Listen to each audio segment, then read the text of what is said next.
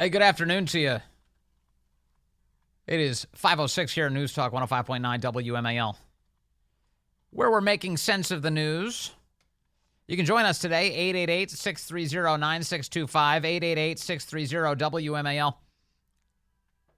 I gave you some breaking news a little bit ago on the United States Senate. Chuck Schumer is now finally ending his blockade of confirming military nominees. This is a Chuck Schumer orchestrated thing because Tommy Tuberville, the Republican senator from the state of Alabama, said that, no, he's not going to give a blanket okay to confirming every single nominee in one vote for the United States military, and says if the Senate wants to get these guys confirmed, you have to go through regular order. And so up until this point, Chuck Schumer has refused to undertake regular order. He's decided, no, I don't want to do that. I want to protect abortion. That's been his big thing. But the news today is that he's actually folding now. He's decided, okay, fine, we'll do regular order, and they're going to confirm a couple of these nominees now, which is interesting. But the background to all of this is there's so much craziness going on around this issue right now. There's a left-wing group. It's called Vote Vets. It purports to be a veterans organization that put out some sort of corny advertisement in the last 24 hours that refers to Republican lawmakers as, quote, traitors. Traitors. Now, remember what Tuberville is doing. Tuberville's saying, don't spend taxpayer money on aborting babies. That's all I'm saying. Don't break the law. Stop it. And they're calling him a traitor and saying that he's un-American. And they released this ad. This video is like, and you'll hear it in audio form, of course, is essentially kind of the old movie tone advertisements, the kind of things that played before the old movies where it was in black and white with a corny announcer. Listen to this. This is you'll hear what it sounds like, but they're accusing Tuberville and other Republicans of being traitors to our country. The news of the world, an un-American assault on our military. In the hallowed halls, one so-called American senator single-handedly stops hundreds of military leaders from taking command, including the chiefs of the Army, the Navy, the Air Force, and the Marines. Dangerous dictators look on with glee as Tuberville does their work for them, hurting American military readiness. And his domestic comrades are traitors in their silence. Their tight lips could sink ships. Stop the block on military promotions. Yeah, okay, that's right. So how disgraceful is that ad? That's like, they're traitors, they're un-American, they're the ones who are doing this. One senator's getting in the way. And guess what the truth is? As always, it's the opposite. The one senator getting in the way is Chuck Schumer. And how do we know that? Because he just released his hold. He just started confirming these guys. That's what he's doing today. For his part, Tommy Tuberville took to the Senate floor to address all of this a short while ago. Here's what that sounded like. Democrats can't have it both ways. Either they can confirm these nominees through regular order, or they can stop complaining about acting officials. Democrats say this is a large backload of nominees. They say it would take a long time. Well, I agree. It's been a big backlog. But again, Chuck Schumer allowing the backlog to build up over 6 months is his fault. Get him, son. We could have been confirming 1 or 2 a week for the last 200 days. It would have taken us just 4 hours of voting each week. But we didn't do it. We took another angle of just sitting back and watching. Chuck Schumer refused again, again, and again. So who's imperiling the military here in this equation? Is it Tommy Tuberville, the man who's trying to prevent death and ensure that these nominees get the hearings that they deserve? Or is it Chuck Schumer, the man who refuses to hold the hearings to confirm these guys? We don't have a lack of leadership in our military. We have a lack of leadership right here in the United States Senate. Despite the lack of leadership, senators are perfectly capable of voting. Voting is our job. That's why we were sent here. So to be clear, my hold is still in place. The hold will remain in place as long as the Pentagon's illegal abortion policy remains in place. His hold is on passing through every nominee on a single vote. That's the hold. I'm not going to do that. I'm not going to pass all these through on just one vote. Unanimous consent. They're all through. No confirmation hearing whatsoever. Just put them through. He's saying, I'm not doing that. So long as you're killing these babies, I'm not doing that. If the Pentagon lifts the policy, then I will lift my hold. It's easy as that. That's been my position from the very beginning. I'm not afraid to vote on these nominees or on all of these nominees. I came here to this chamber to vote, and I reserve the right to seek another closer position on the nominees in the future. So that's where we stand today. I yield the floor. Yeah, all right. So there's Tuberville. Good for him. The guy's just, in many ways, he's just been on a one-man fight here against this tyranny. Chuck Schumer has allowed it to drag on because, in their view, it's the abortion politics is a winner for them. They think, that Americans love all of this and are going to vote for Democrats in the next election as a result. But the reality here is they just weren't allowing any of these leaders, these military leaders, to be confirmed. Chuck Schumer and the Democrats. Now they're relenting. There's only a handful of news outlets who have properly framed this story, and I mentioned earlier, and shockingly, one of them is CNN. One of them is CNN, saying that Schumer is now folding in his opposition to putting these nominees through. Most of the traditional corporate news outlets are inverting this. They're making it out to be that, Schumer is so clever. He figured out how to navigate past. Tell me, Tuberville here, when he's done nothing of the sort. The option to drive that ship straight through that opening, that passage, has always been there. Schumer has just refused to do it up until this moment. So interesting what's happening, and of course we'll stay on this story. Meanwhile, the election meddling is definitely underway. We've told you for weeks now about Democrats and their efforts to try and get Donald Trump removed from ballots across the country. Just take him off the ballot so voters don't get a choice. That really goes to show you what they think of you. There's another guy who's meddling in this election, of course, and that's Special Counsel Jack Smith. There's an excellent piece today in The Federalist written by Jordan Boyd. Headline, Special Counsel Jack Smith's gag order is designed to destroy Trump's First Amendment right to criticize Biden on the campaign trail. To criticize Biden on the campaign trail.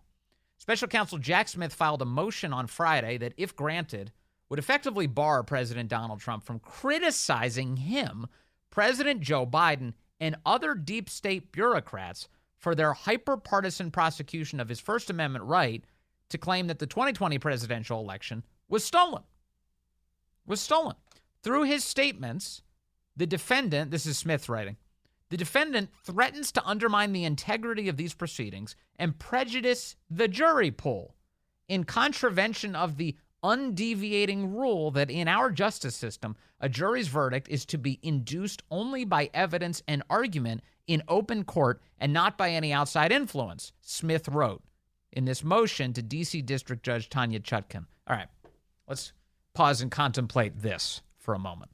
Why is it that not a single Trump supporter or Republican voter can get a fair trial in a D.C. court right now? Why is that?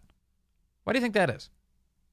It's the partisan nature of the district, of course, and it's the overwhelming influence of all of the noise that these jury pools are hearing from their deranged news outlets that deliver a nonstop waterfall of anti-Trump animus, right? It's just all the time. So what the special counsel is arguing here, Jack Smith, is we'd hate for the jury to be influenced by Donald Trump's words. If he says things like, Joe Biden's a bad president, or Joe Biden is trying to prosecute me, or the election wasn't fair in 2020, if he says those things, Donald Trump may bias the jury, is the logic here. So if that's the case, what about the rest of the media? What about Joe Biden? What about CNN and ABC, NBC? Take your pick. All of these legacy news outlets working overtime to bias jury pools across the country against Republicans. So Donald Trump's the one who has to shut up and everybody else gets to talk? Is that the idea? That's what Jack Smith's frame on this is. And that's preposterous. Donald Trump has a First Amendment right to speak. And importantly, in our system, in our constitutional republic, he has every right to be a presidential candidate and not to have his candidacy interfered with by the incumbent president of the United States and his government. Jack Smith is an agent of the Biden administration, and he's coming out saying Joe Biden's political opponent, his top political opponent, is not allowed to speak in English about his concerns about this case and the way it's being used to interfere in the election. It's amazing. Under Smith's proposal, chatter about the high-profile case would be legal for everyone, including President Joe Biden, but not Trump himself. The jury pool, judges, and others involved would hear campaign commentary from, this is Jordan Boyd saying this, campaign commentary from corporate media and Biden about the case. They would not, however, be privy to any takes from Trump, whose primary campaign strategy thus far is to repeatedly call attention to the weaponization of the federal government. Smith paints his radical demands for Trump's muzzling as modest, permissible restrictions that might be applied in any routine federal criminal case. This, however, is no routine case. It's a partisan indictment led by bureaucrats, handpicked by Trump's Democrat replacement and 2024 rival that has quickly become one of the most egregious examples of sweeping state abuse that this nation has ever seen. Even corporate media, like the Washington Post, acknowledge that Smith's latest attempt to criminalize political speech and make criticism into defamation amounts to election interference in an already, quote, legally flawed and unwise indictment. All right, so let me reference the Washington Post piece that Jordan Boyd is referencing here. Here it is. It's written by a guy called Jason Willock, a columnist for the Washington Post. The headline is, "Go ahead, silence Donald Trump." Now, if you just read the headline on this, you'd think that Jason Willock was encouraging that outcome. Shut him down, interfere on the election, but you've got to read the piece. And the piece is kind of calling Jack Smith out here. Here's how it goes. Special counsel Jack Smith recently filed for an extraordinary gag order against Donald Trump. The prosecutor wants to limit the former president's ability to criticize the federal criminal case against him for trying to overturn his 2020 election loss. The filing, published Friday, will give Trump more fodder to claim that President Biden's Justice Department is interfering with the 2024 presidential campaign. That will create more reason, in turn, for Smith to seek harsher measures, potentially jail, against the Republican candidate as this trial and the election approach. Now, Jason Willock says, quote, "I think the election interference case against Trump is legally flawed and, to the extent that it is valid, unwise to prosecute in the middle of an election season. The criminal legal system, with all of its punitive strictures, wasn't designed to function with leading presidential candidates as defendants. And the presidential election system, with all of its fierce competition and vituperative debate, wasn't designed to function with defendants as candidates." In other words, using the criminal justice system to subvert the will of the voters is an awful idea. An awful idea. It's so bad that even a Washington Post columnist can identify this. He says, but there's no going back. Smith's insistence on indicting Trump over the 2020 election and trying him in the 2024 election year, combined with Republicans' voters' insistence on making Trump their party's presidential frontrunner, has set up an inexorable clash between democratic politics and the law. There's no fine-tuning it, no gentling of the legal and political processes to satisfy both. This is a head-on collision, and one or the other must yield. All right, so that's the setup here. One or the other must yield. Now, if on one hand you have voters who get to make a free and fair decision about who is president of the United States, and on the other hand, you have an out-of-control prosecutor working on behalf of a political party, who should win in that setup? Who should win? Obviously the voters of all stripes. Democrat and Republican voters combined should be allowed to pick who runs the country. And they shouldn't be foreclosed from doing that by tyrants who trample the Constitution and remove the names of the relevant candidates from the ballot. That is the most obvious thing in the world. And here you have Jack Smith, who is so out of control that the Washington Post is beginning to think this may be a problem. Democracy dies in darkness. Yeah, so this effort by Jack Smith to silence Donald Trump, you want to know some of the ways that he's calling for Trump to be silenced? This is amazing. One of them is that He doesn't want Donald Trump to say or repeat that Biden is behind the prosecution. That's in the filing. You can't say that Biden is behind the prosecution. Now, remember, it was reported in the New York Times that Joe Biden said that he wanted Merrick Garland to stop being so ponderous and hurry up and prosecute Trump. That was the New York Times reported that. And then sure enough, what is Jack Smith doing? He's prosecuting Trump now. So you're not allowed to point that out. That's something Trump is not allowed to do. Also, Trump can't say that the justice system is rigged against him. That's what Jack Smith wants to stop. He's not allowed to say that he can't get a fair trial in the District of Columbia because he's previously said it's filthy and crime-ridden, and it is over 95% anti-Trump. These are all true things. He's not allowed to tell the truth, Jack Smith says in the court filing. So that's what we're dealing with right now.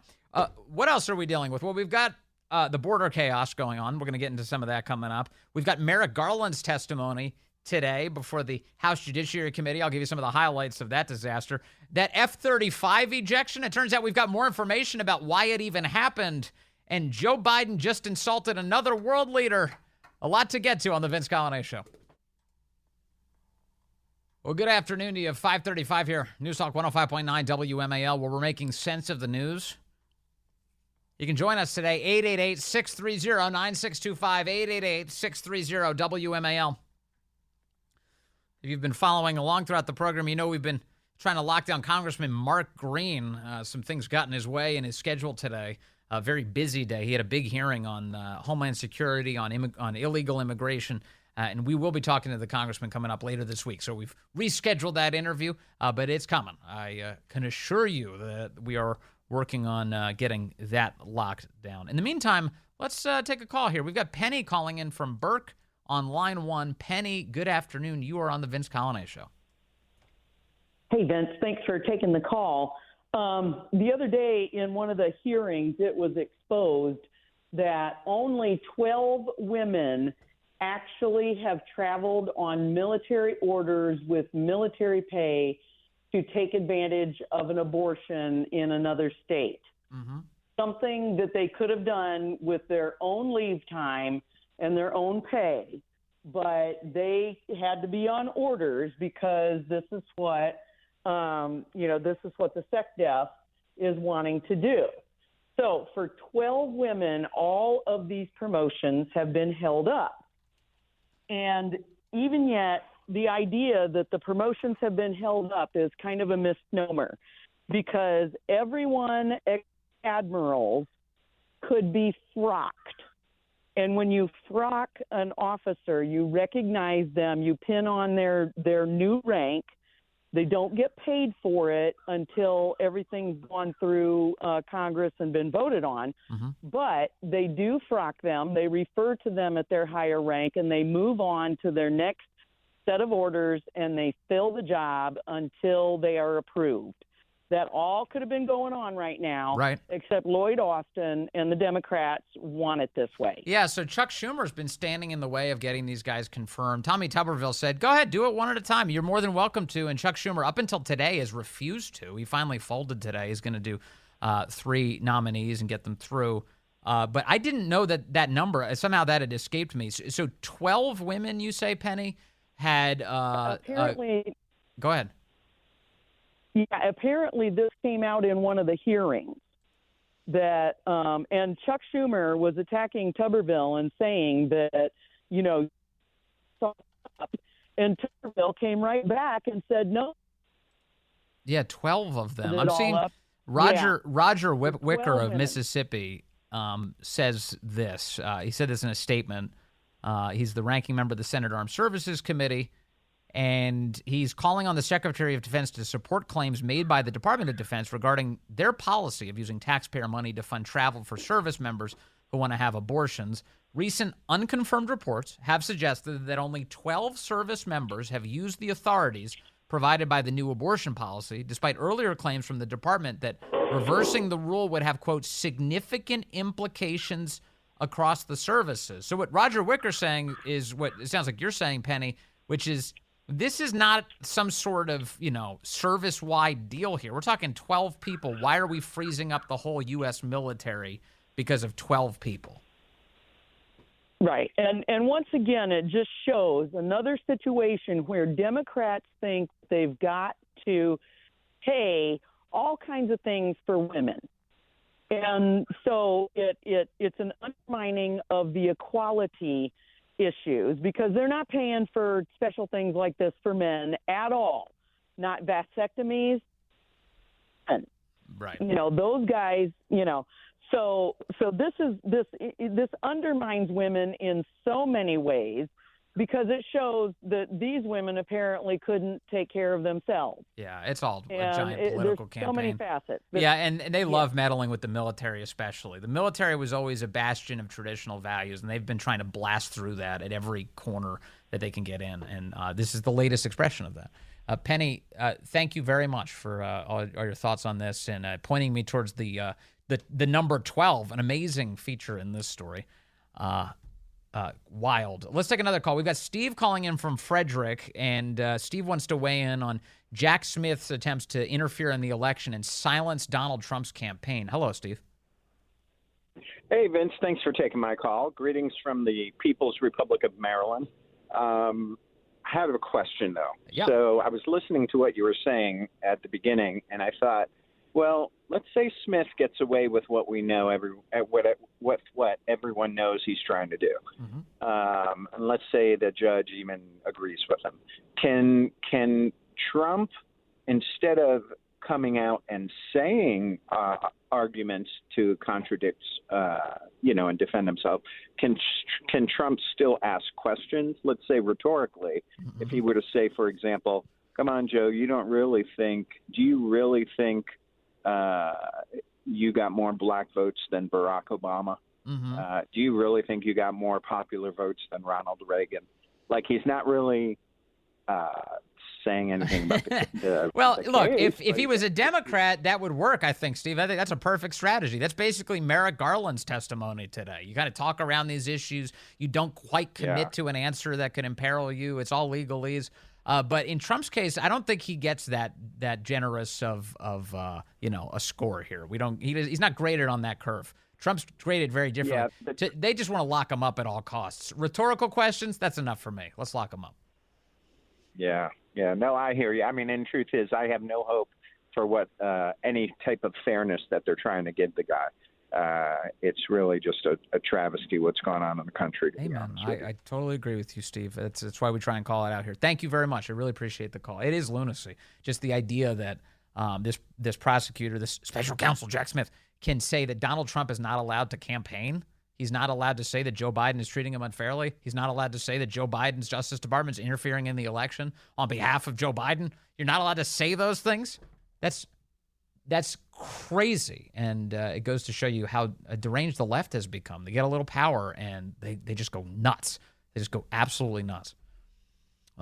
Meanwhile, the stuff that they should be taking care of includes our southern border.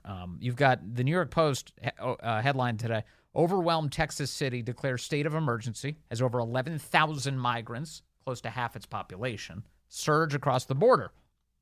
An unprecedented surge of 4,000 migrants streamed across the U.S. border with Mexico into Eagle Pass, Texas on Wednesday, forcing the overwhelmed city to declare an emergency. This comes as a surprise to me because I thought that Eagle Pass would have already been in the midst of an emergency, given their central role as a destination for so many people illegally crossing into our country.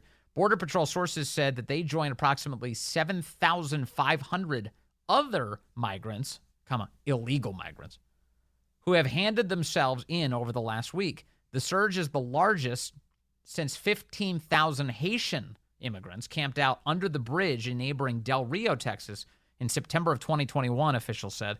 The incident resulted in a major humanitarian crisis. The city's mayor, Rolando Salinas, says the mob, many of them from Venezuela, has overrun the Mission Border Hope shelter in the city.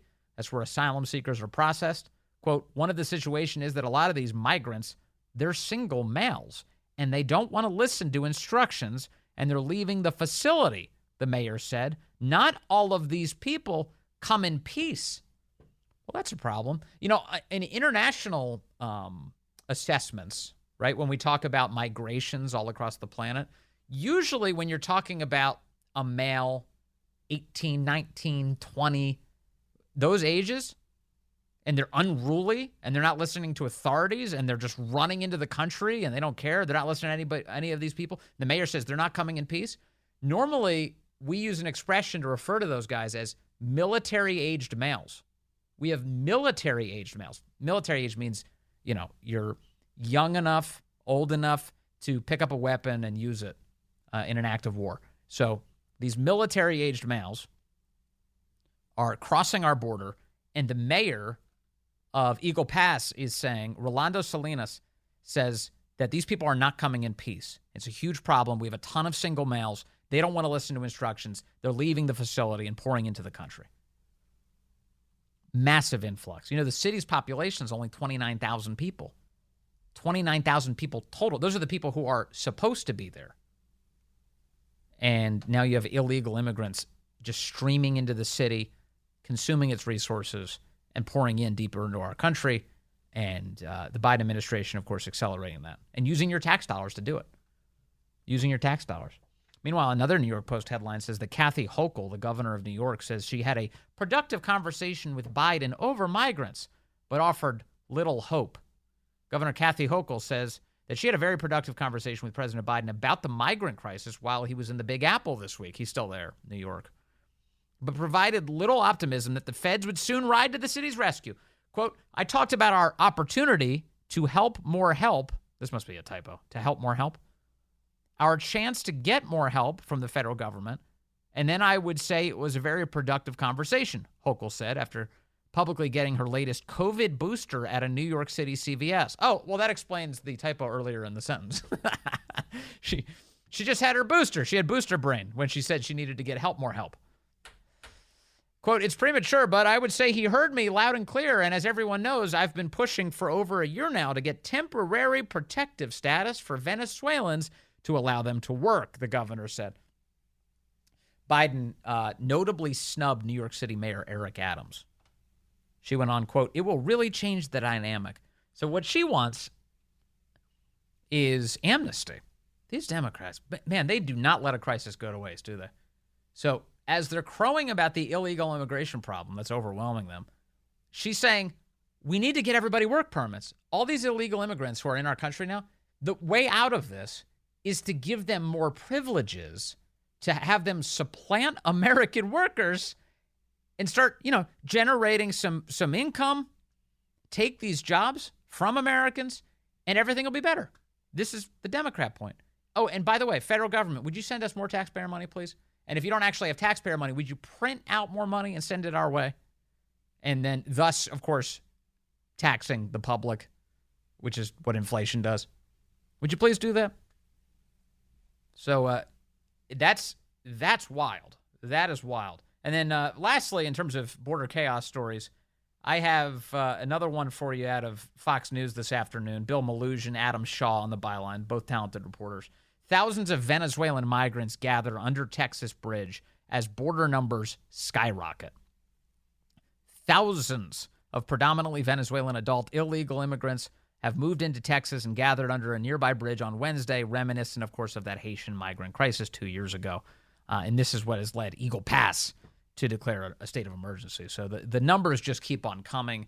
And the footage that Bill Maloof and some of these other guys, the Fox guys, are getting, it's jaw-dropping. It's unbelievable. You have like stadiums full of people crawling all over each other to the point it looks dangerous. It looks like sometimes you see a stampede of humanity and you're like, man, I hope everybody survived. People are tightly packed, climbing all over each other and into our country. And what's Joe Biden doing? Is he talking about the climate now? He's up in New York, trying to figure out how much money we're going to give Zelensky. It's just completely unserious. Completely unserious. Actually, I do have some news for you about what he did in New York. He insulted another world leader. I'll tell you about that coming up. But first, let's get Chris in here. Line one, Chris is calling from Toledo today. Hello, Chris. You're on the Vince Coglianese Show. I'm here. I'm here. Chris. Yeah, you're here. Go ahead, man. Hey, your phone moderator laughed when I said this, but you guys are next. If they can shut down a leading candidate to the President of the United States, how hard would it be to shut down conservative talk radio? Yeah, what chance do the rest of us have if they can knock out a billionaire former president of the United States and likely future president of the United States? Yeah, it's exactly right. And you're right. Conservative media certainly will be in the crosshairs again. It already has been to some great extent through their censorship regime, right, Chris, where they go on to these social media networks and they try and shut down the ability of the average news consumer to see conservative media. That's already been happening. But you're right. We all kind of have to keep our head on a swivel, whether or not we're in conservative media or we just voted for a Republican. We're living in a crazy time. Yeah, and then next it's going to be us. I mean, there's all the voting records are available to them. You know, if you voted Republican, how long is it before they're knocking on your door to take you to jail just for voting for a Republican? Well, they're locking up grandmas. It's becoming insane. They're locking up grandmas in their 70s right now. It's exactly a Hitler move. But they call us Hitler. I know. It's all projection. It's so crazy. Chris, thank you. It's such a good point. And basically keep your guard up. Chris is right about that. All right.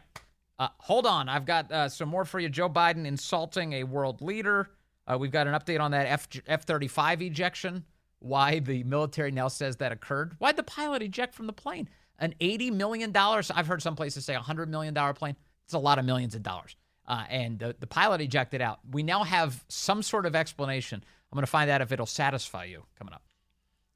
The New York Post reports now that the F-35 pilot who ejected from that $100 million jet over South Carolina did it due to bad weather? What?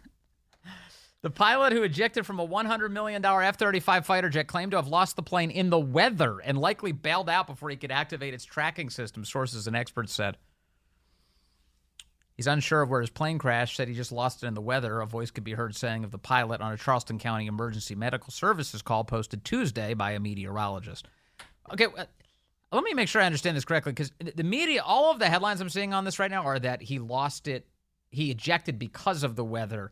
It may be that there's a mess up here for the press, because he may be saying that he lost it in the weather. Maybe the plane went down through a cloud cover and he lost sight of where it went. Because if he ejected just because of weather, why didn't the other guy eject? He had there was another plane flying alongside of him. There were two F-35s up there. Wouldn't both of them have problems? And to the point that you have to eject? Like, this is a pretty high-tech plane. I guess we'll keep getting answers on this, hopefully. Additionally, there was a moment in New York today. Joe Biden, after meeting with the president of Brazil, the two of them start to walk off stage.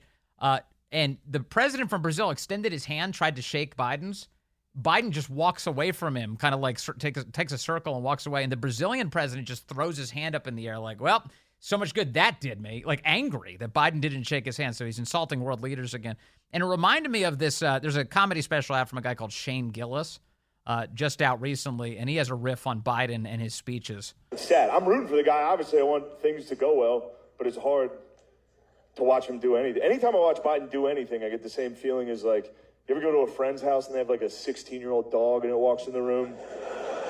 And you got to do that whole like, oh, hey, there he is. Just look at him. He's looking great. My favorite thing about Biden is anytime Biden finishes a speech, he transforms into a Roomba.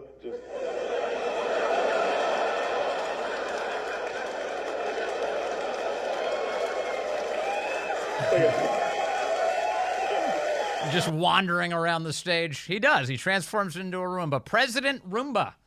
The great one, Mark Levin, up next.